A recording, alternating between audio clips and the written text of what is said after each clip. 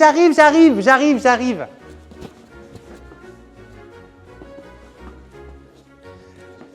C'est Versailles, madame. Nous avons commencé à faire cette robe, c'est-à-dire à la dessiner 8 mois avant de la livrer. On est sur des temps incompressibles. Il faut savoir qu'il y avait à peu près dans mon atelier 9 personnes dédiées à cette robe. Rien qu'en broderie, il a fallu à peu près 4 mois et demi de broderie. C'est insensé. J'ai lu beaucoup de bouquins, j'ai parlé avec beaucoup d'historiens et elle adorait parer des plus belles tenues, elle adorait se maquiller, elle adorait aussi avoir des perruques flamboyantes. Il faut savoir que même dans certaines perruques, elle avait des tirettes avec des ressorts pour pouvoir passer sous les portes. Tellement ses coiffures étaient immenses.